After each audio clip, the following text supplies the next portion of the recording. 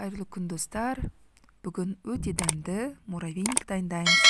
Ең алдымен каналыма тіркеліп, видеомды соңына дейін көріңіздер.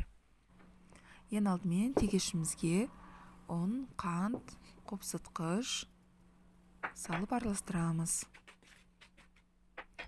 Осыған қаймақ және де еріп тұрған сары майымыз саламыз.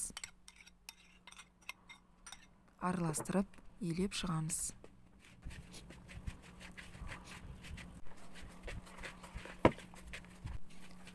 Қамырымызды жақсылап илейміз, бірнеше бөлікке бөліп, салафанға салып, мұздатқышқа қатқанға дейін қойып шығамыз.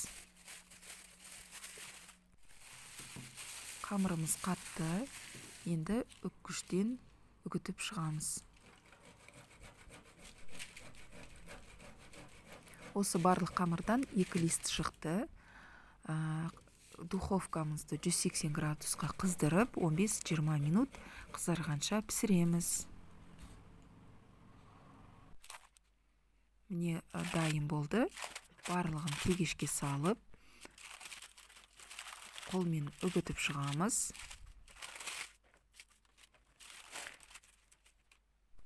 Енді осыған салмасына біз еріп тұрған сары маймен варенканы салып, миксермен араластырамыз.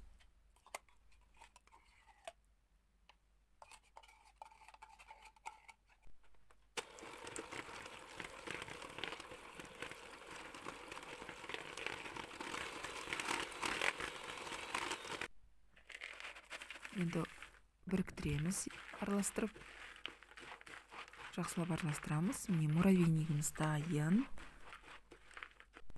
Муравейникті сіздер тарелкаға салсаңыздар болады. Мен осындай кішкентай десерт түрінде рюмкаға салып, осылай жасап шықтым.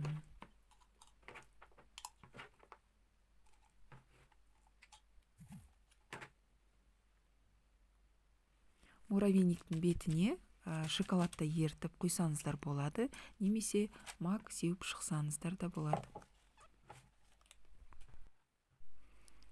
Не осындай әдемі, дәмді десертіміз дайын болды. Міндетті түрде жасап көріңіздер, өте оңай, дәмді. Видеом ұнаса каналыма тіркеліп, лайк басыңыздар, астарыңыз дәмді болсын.